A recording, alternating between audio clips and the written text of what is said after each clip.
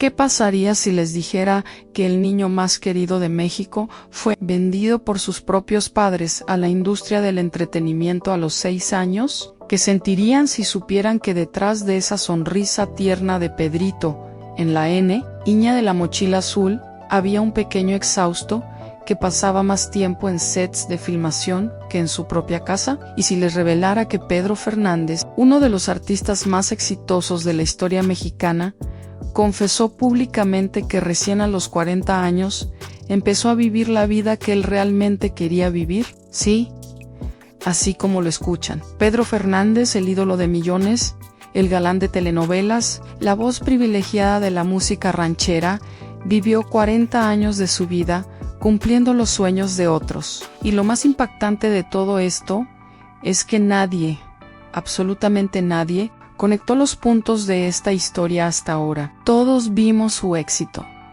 sus películas, sus discos de oro, sus protagónicos en televisión, pero nadie vio el precio que pagó. Nadie entendió el verdadero costo de convertirse en Pedrito cuando apenas tenía 6 años y tu nombre real era José Martín Cuervo Bravo. Hola amigos, ¿cómo están? Soy Suelen, la dueña del canal de donde hablan estas cosas. Y quédense conmigo porque lo que voy a contarles en los próximos minutos no es la biografía oficial que encontrarán en Wikipedia, no es la versión color de rosa que nos vendieron durante décadas, es la verdad incómoda, la historia oscura, los secretos que la industria del entretenimiento mexicano guardó por años. Y les garantizo que después de escuchar esto, nunca más verán a Pedro Fernández de la misma manera. Así que pongan pausa a todo lo que están haciendo porque esto va a ser revelador, va a ser profundo y créanme, no van a querer perderse ni un solo detalle. Pedro Fernández. Ese nombre resuena en el corazón de millones de mexicanos y latinoamericanos. Para muchos, es simplemente Pedrito, el niño prodigio que conquistó el cine mexicano con tan solo 7 años en la película La niña de la mochila azul. Para otros, es el galán de telenovelas que nos robó el corazón en producciones como La fuerza del destino o Hasta que el dinero nos separe. Para los amantes de la música ranchera, es una de las voces más privilegiadas que México le ha dado al mundo, capaz de erizarnos la piel con interpretaciones magistrales de canciones como Amarte a la antigua o El aventurero. Pero la historia real de Pedro Fernández, la que nadie entendió completamente, es mucho más compleja, más dolorosa y más inspiradora de lo que cualquier melodrama televisivo podría mostrar. Es la historia de un niño que fue explotado por la industria del entretenimiento, de un adolescente que perdió su infancia frente a las cámaras, de un joven que tuvo que reinventarse múltiples veces para sobrevivir en un medio despiadado, y de un hombre que finalmente encontró su propia voz, después de décadas de cantar las canciones que otros escribieron para él, tanto literal como metafóricamente. Vamos a comenzar por el principio, pero no el principio que todos conocen. No vamos a empezar con el niño sonriente de las películas. Vamos a empezar con José Martín Cuervo Bravo, un pequeño nacido el 28 de septiembre de 1969 en Guadalajara, Jalisco, en una familia humilde que luchaba día a día por sobrevivir. Vamos a comenzar por el principio, pero no el principio que todos conocen. No vamos a empezar con el niño sonriente de las películas. Vamos a empezar con José Martín Cuervo Bravo, un pequeño nacido el 28 de septiembre de 1969 en Guadalajara, Jalisco, en una familia humilde que luchaba día a día por sobrevivir. Su padre era músico, sí, pero no un músico exitoso. Era de esos músicos que tocan en cantinas, en fiestas patronales, en cualquier lugar donde les paguen unos pesos por alegrar la noche con canciones rancheras. La familia Cuervo Bravo vivía en una vecindad en Guadalajara, compartiendo espacio con otras familias en condiciones similares. Y aquí es donde la historia toma su primer giro oscuro, ese que nadie quiere contar. El padre de José Martín. Su padre era músico, sí, pero no un músico exitoso. Era de esos músicos que tocan en cantinas, en fiestas patronales, en cualquier lugar donde les paguen unos pesos por alegrar la noche con canciones rancheras. La familia Cuervo Bravo vivía en una vecindad en Guadalajara, compartiendo espacio con otras familias en condiciones similares. Y aquí es donde la historia toma su primer giro oscuro, ese que nadie quiere contar. El padre de José Martín, viendo el talento natural del niño para el canto, no vio a un hijo con un don especial. Vio una oportunidad de negocio, vio una forma de salir de la pobreza, vio, en ese niño de apenas 5 o 6 años, un boleto hacia una vida mejor. A los 6 años, José Martín ya estaba siendo llevado por su padre a bares, cantinas y eventos donde lo hacían cantar a cambio de propinas. Imagínense la escena: un niño pequeño, parado sobre una silla o una mesa, cantando canciones de desamor y despecho para hombres borrachos que probablemente ni lo escuchaban realmente. ¿Entienden lo que eso significa? Un niño que debería estar jugando, aprendiendo a leer, haciendo amigos en la escuela, estaba siendo usado como una atracción, como un instrumento para generar dinero. Pero aquí viene lo que realmente nadie entendió. Este no fue un caso de padres ambiciosos que veían estrellas en los ojos de su hijo. Este fue un caso de supervivencia económica que se transformó en explotación infantil, normalizada por una industria y una sociedad que no protegía a los niños artistas. Cuando el pequeño José Martín fue descubierto por productores cinematográficos en 1976. Sus padres firmaron contratos que básicamente entregaban al niño a la industria del entretenimiento mexicano. Y aquí está el detalle que cambia todo en esos contratos. Típicos de la época, los padres recibían el dinero, no el niño. Martín, que se convertiría en Pedro Fernández, trabajó incansablemente durante su infancia y adolescencia, pero nunca tuvo acceso real a las ganancias de su trabajo. La niña de la mochila azul fue un éxito rotundo. La película tocó el corazón de México y catapultó al pequeño Pedrito a la fama nacional. Pero detrás de esa sonrisa ensayada, había un niño exhausto que filmaba escenas largas, que tenía que memorizar diálogos extensos, que pasaba más tiempo en sets de filmación que en aulas escolares. Su educación fue fragmentada, interrumpida constantemente por las demandas de una carrera que él no había elegido, sino que le había sido impuesta. Entre 1976 y 1985, Pedro Fernández filmó más de 30 películas. 30 películas en menos de 10 años. Hagan la cuenta.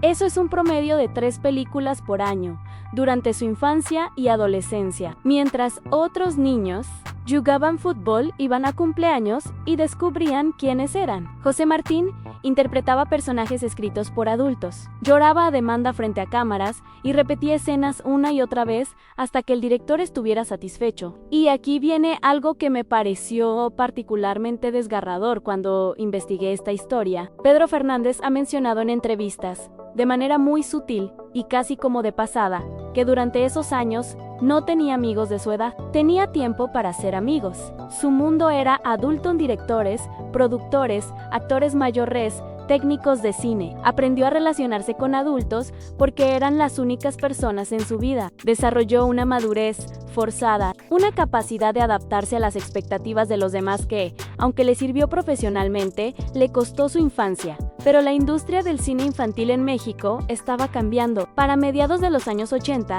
el público mexicano empezaba a cansarse de las fórmulas repetitivas de películas infantiles. La televisión estaba ganando terreno y el cine mexicano atravesaba una de sus crisis más profundas. Pedro Fernández, que había sido el niño dorado del cine mexicano, de repente se encontró sin trabajo.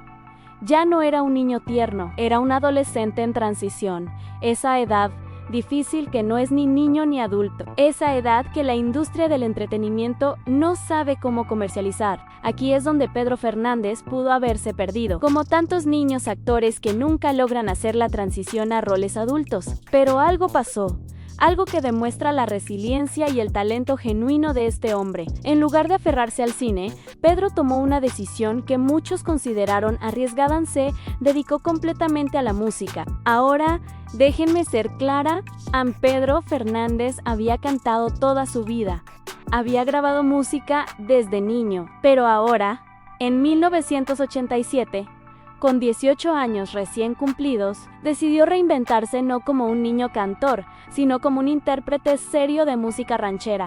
Y esto, amigos, no fue bien recibido inicialmente. La crítica musical mexicana, especialmente los puristas de la música ranchera, Lo veían como un niño actor jugando a ser cantante, no lo tomaban en serio. Pedro Fernández tuvo que trabajar el doble, el triple, que cualquier otro artista emergente para demostrar que no era solo una cara bonita, que no estaba viviendo de su fama infantil. Estudió música formalmente, trabajó con maestros de canto, perfeccionó su técnica de interpretación y poco a poco, canción tras canción, álbum tras álbum, fue ganándose el respeto del público y de la industria musical. Su gran momento de quiebre llegó en 1992 con el álbum Vicio, que incluía la canción del mismo nombre. Vicio no solo fue un éxito comercial, fue una declaración artística. Pedro Fernández demostraba que podía interpretar con profundidad, con sentimiento, con una madurez vocal que sorprendió incluso a sus detractores. Pero aquí hay algo que nadie conectó en ese momento a las letras de las canciones que Pedro elegía interpretar en esa época. Tenían un elemento autobiográfico que pasaba desapercibido. Canciones sobre libertad, sobre romper cadenas, sobre encontrar el propio camino. No eran solo canciones de desamor tradicionales, eran, en cierta forma, la expresión sublimada de un hombre que estaba liberándose de las expectativas que otros habían puesto sobre él desde que tenía 6 años. Era Pedro Fernández escribiendo su propia historia por primera vez, aunque fuera a través de canciones que otros compositores habían escrito. Los años 90 fueron la década dorada de Pedro Fernández. Álbumes exitosos, giras internacionales, reconocimientos, pero también fue la década en que empezó a tomar control de su carrera de maneras que antes no había podido. Empezó a producir sus propios discos, a tener voz en las decisiones creativas, a elegir las canciones que quería interpretar. Ya no era el niño que hacía lo que le decían, era un artista con criterio propio. Y entonces vino la televisión. En 1999, Pedro Fernández protagonizó Por tu amor, una telenovela que fue exitosa, pero que, según él mismo ha admitido, no disfrutó particularmente. ¿Por qué? Porque sentía que estaba volviendo a ser dirigido, a interpretar un personaje que otros habían creado, a estar bajo el control creativo de otros. Pero el éxito de la telenovela fue innegable, y la industria televisiva quería más de Pedro Fernández. Durante la década del 2000, Pedro alternó entre la música y las telenovelas. Protagonizó La fuerza del destino, Hasta que el dinero nos separe, producciones exitosas que lo mantuvieron en el ojo público. Pero si observan cuidadosamente sus entrevistas de esa época, hay un patrón en Pedro siempre enfatizaba que su verdadera pasión era la música. Las telenovelas eran trabajo, buen trabajo, trabajo bien pagado, pero la música era su alma. Y aquí llegamos a la parte de la historia que realmente nadie entendió, la que da título a nuestro tema de hoy. En 2012, Pedro Fernández tomó una decisión que sorprendió a todos. Decidió alejarse temporalmente de las telenovelas y concentrarse exclusivamente en la música. Pero no solo eso, decidió que era tiempo de cantar sus propias canciones. Pedro Fernández, después de décadas de interpretar canciones escritas por otros, decidió convertirse en compositor. Y no fue un capricho de celebridad, fue un acto de autodescubrimiento tardío pero profundo. A los 40 y tantos años, Pedro Fernández finalmente estaba haciendo algo que nunca había podido hacer, en expresarse completamente a través de su arte. Sus primeras composiciones no fueron éxitos comerciales masivos.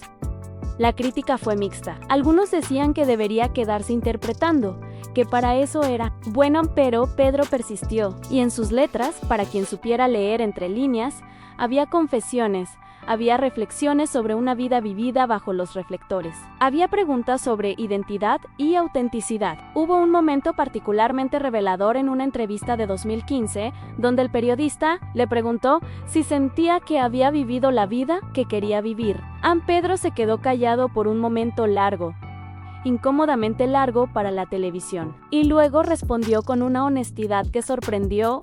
Estoy aprendiendo a vivir la vida que quiero vivir. Los primeros 40 años viví la vida que otros quisieron para mí. Esa respuesta lo cambió todo para mí cuando estaba investigando esta historia, porque confirmaba lo que había sospechado. Pedro Fernández, a pesar de todo su éxito, a pesar de toda su fama, a pesar de todos sus logros, sentía que había vivido una vida prestada, una vida donde las decisiones importantes las habían tomado otros a sus padres cuando era niño, los productores cuando era adolescente, la industria cuando era joven adulto.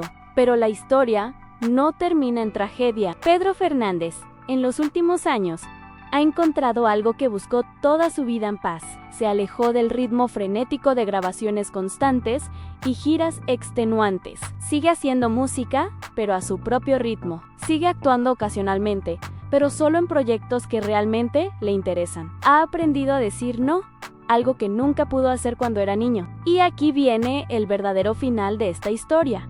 La lección que nadie entendió en Pedro Fernández es un sobreviviente.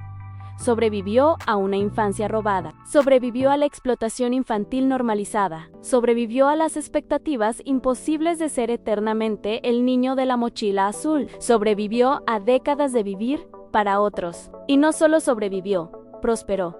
Encontró su voz, literal y metafóricamente. Encontró su camino, encontró su paz. La historia de Pedro Fernández nos enseña algo crucial sobre la industria del entretenimiento, sobre la explotación infantil, sobre la importancia de proteger a los niños artistas. Nos enseña que el éxito visible no siempre equivale a felicidad personal. Nos enseña que nunca es tarde para tomar control de tu propia narrativa, de tu propia vida. Hoy, Pedro Fernández es respetado no solo como artista, sino como una persona que logró mantener su humanidad en una industria que frecuentemente deshumaniza. Es un ejemplo de resiliencia, de reinvención, de autodescubrimiento, y esa, amigos, es la historia que nadie entendió. No es la historia de un niño prodigio que se convirtió en estrella, es la historia de un niño que fue convertido en producto y que eventualmente se convirtió en persona. Así que la próxima vez que escuchen una canción de Pedro Fernández, la próxima vez que vean una de sus películas o telenovelas, recuerden la historia completa. Recuerden al niño José Martín que cantaba en cantinas para ayudar a su familia. Recuerden al adolescente exhausto que filmaba 3 películas al año. Recuerden al joven que tuvo que demostrar que era más que su fama infantil. Y celebren al hombre que finalmente encontró su propia voz. Espero que esta historia les haya impactado tanto como a mí cuando la investigué. Soy Suelen, y esto es de donde hablan estas cosas. Si les gustó este contenido, déjenme saberlo en los comentarios. Y recuerden, en detrás de cada celebridad hay una historia humana completa, complicada y digna de ser contada. Nos vemos en el próximo episodio.